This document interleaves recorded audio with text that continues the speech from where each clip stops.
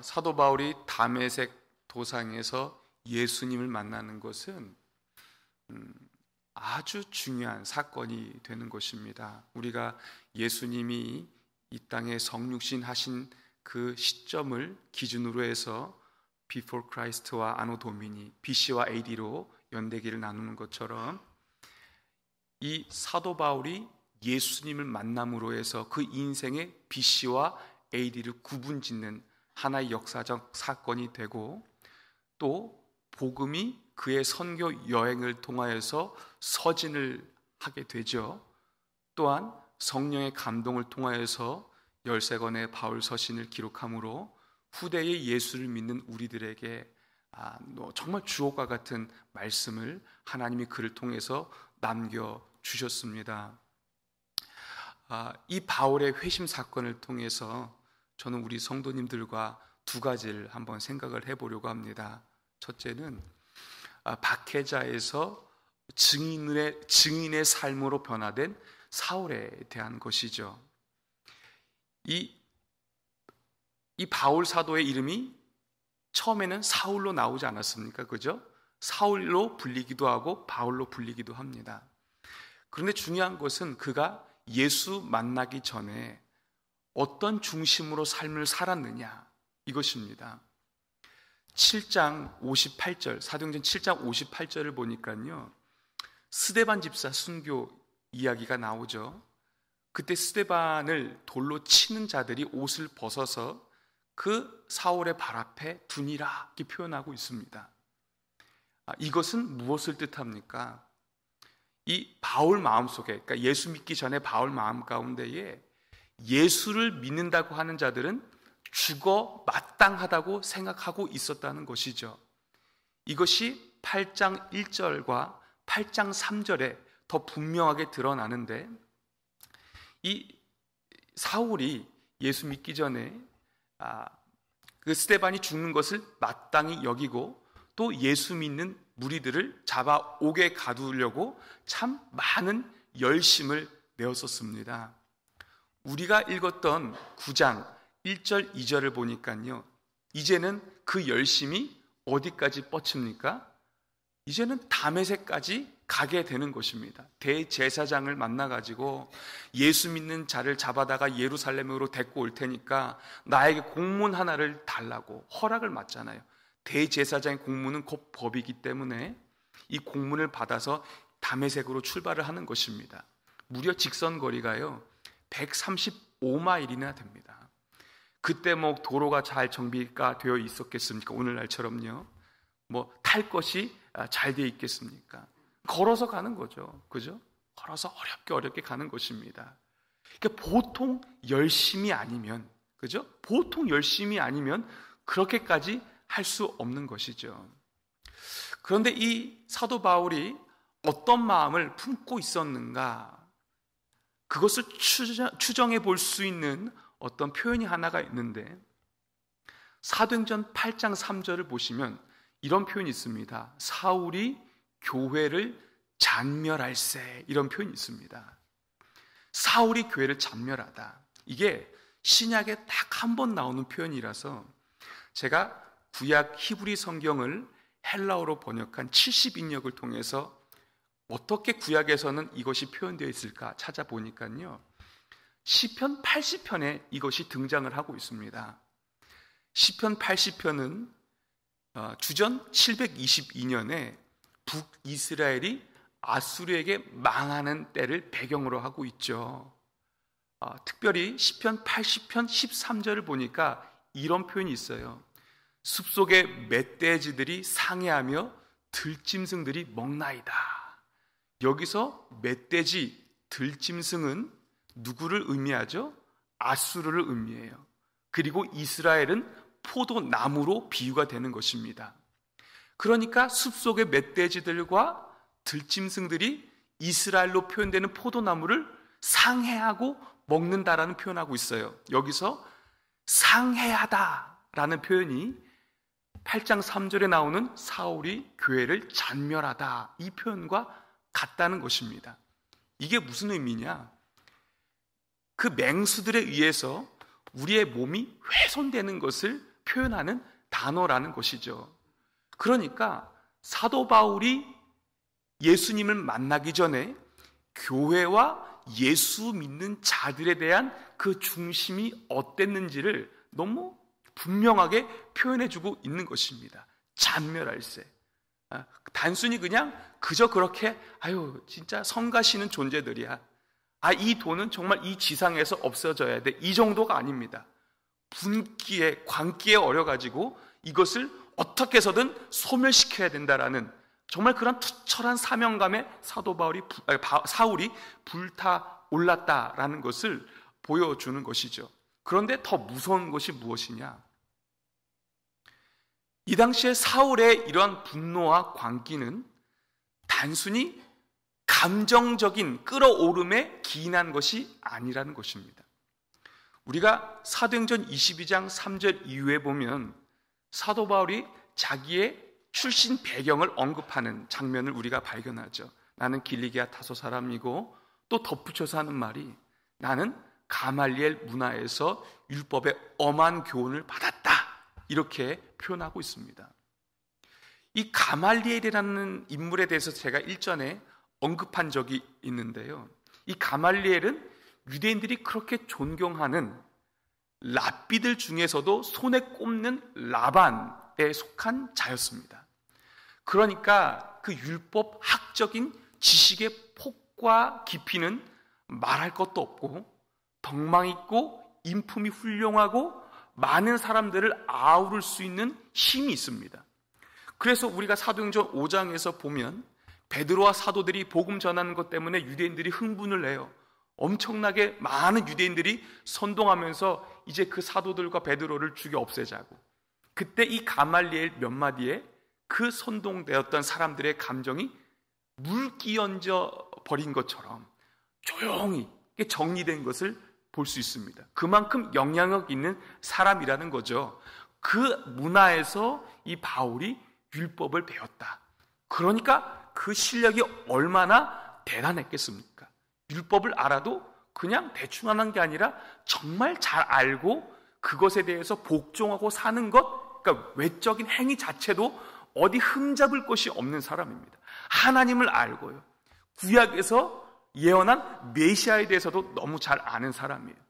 그런데 어디서 누가 나타나가지고 이 메시아라고 하면서 이 구유에 나사렛 예수라는 그 예수를 믿는 자들이 그분이 하나님의 아들이라고 표현하는 게 이게 납득이 안 되는 거죠.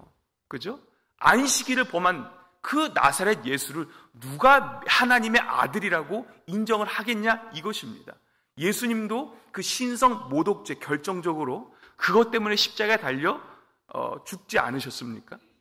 그런데 이 사도 바울도 예수가 하나님의 아들이다, 여기에 대해서 완전히 이 사람이 감당할 수 없는 것입니다. 살 수 있으면 이 예수 믿는 자들을 잡아 없애야 돼요. 유대주의, 유대교를 흔들고 자기 민족의 공동체 근간을 막 뿌리채 뽑으려고 하는 그러한 이상한 도를 믿는 집단이에요. 가만 놔두면 안 되는 것이죠. 그런데 이 사도 바울이 바뀌니까 9장 19절 20절을 보니까 이제는 그가 뭐라고 증거합니까? 예수가 하나님의 아들이라고 증거하는 거예요. 완전히 뒤바뀐 거죠. 어떻게 이런 일이 있었느냐 이겁니다. 우리가 너무 잘 아는 바와 같이 3절 이하에 보면 예수님이 그가 다메섹에 도착한 끝 무렵에 만나 주셨어요. 사울아 사울아, 어찌하여 내가 나를 박해하느냐? 누구십니까? 나는 내가 박해하는 예수라. 빛 가운데 예수님이 이 사울을 만나 주셨어요. 이제는 새로운 피조물이 되는 것입니다. 사랑하는 성도 여러분, 사람이 그렇게 쉽게 바뀔 수가 있습니까? 평생 율법에 젖어 있던 인생입니다. 그 율법의 도를 따라 살아갔던 사울입니다. 하나님에 대한 열심이 대단했던 인물이에요.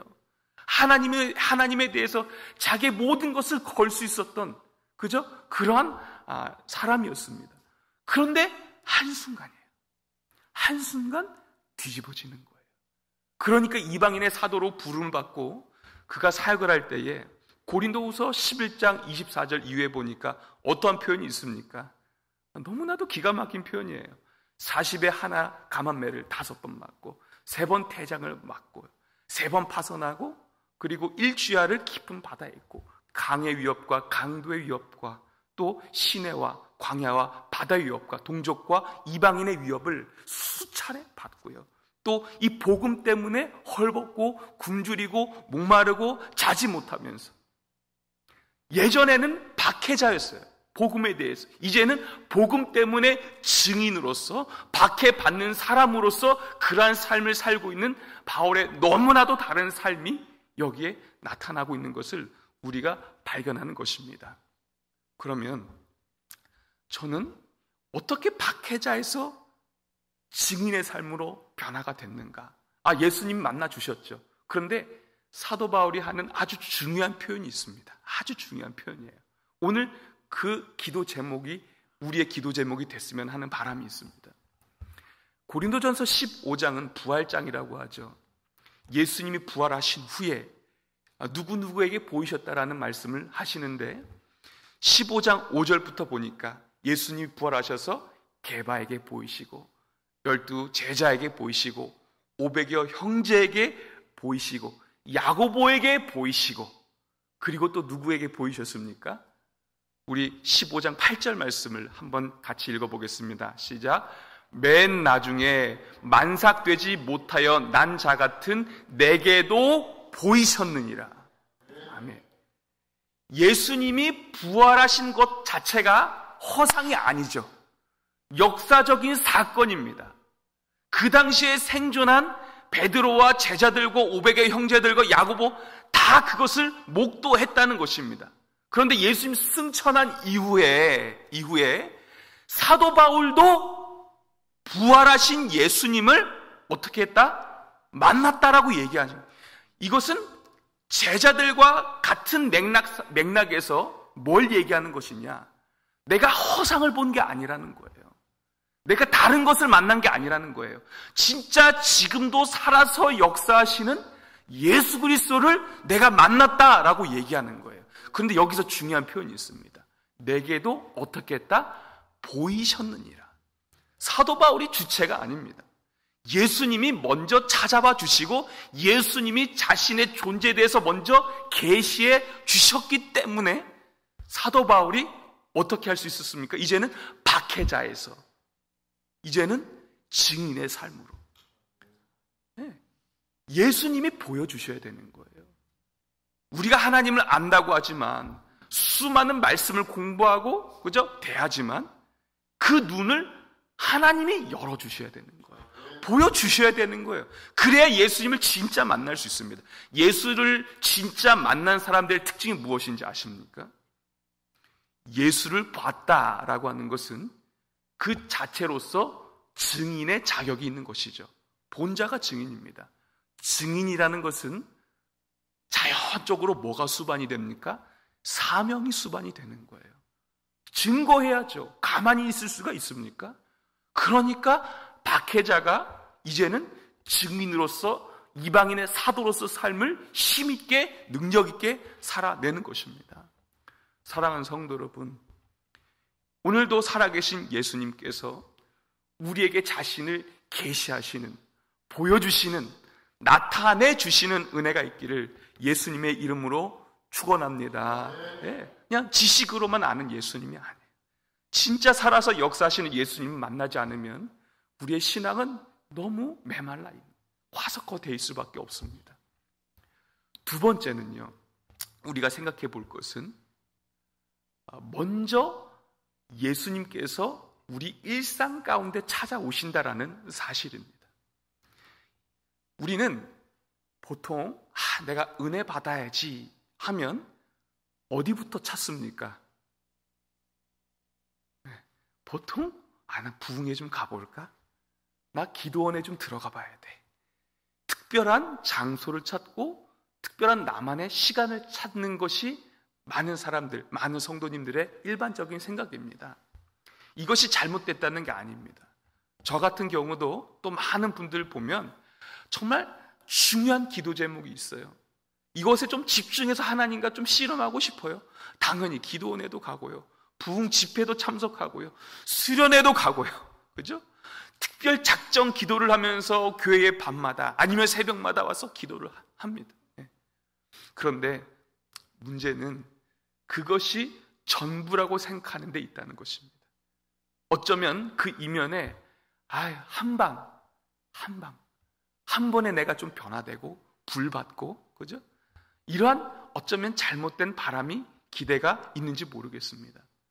그런데 우리가 사도 바울이 예수님을 만난 그 장소와 그 목적 중에 그 행로 중에 예수님을 언제 만났느냐, 이런 것들을 우리가 보면은 사실 바울이 선한 목적을 가지고 있었던 그 지점이 아니었습니다.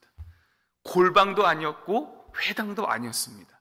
한적한 곳도 아니었습니다. 그냥 예수 믿는 자들을 잡아서 예루살렘에 끌어오기 위해서, 그죠? 교회를 잔멸하려고 하는 그 마음을 가지고 길을 가는 그 도중에 예수님이 바울을 만나 주셨다는 거예요. 그러니까 일상에서, 아주 평범한 내 일상 생활에서 예수님이 들어오시는 것입니다. 이것이 우리에게 참 중요한 메시지를 주고 있습니다.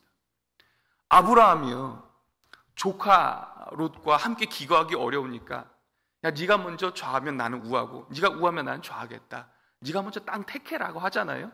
근데 아직 철이 없으니까 먼저 하세요, 이게 아니라 자기가 눈에 보기에 좋은 곳을 택합니다. 물이 넉넉한 땅, 하나님이 심판하시기 전이었는 거로 아주 비옥해 보이는 그 소돔과 고모라 땅을 택하셨어요.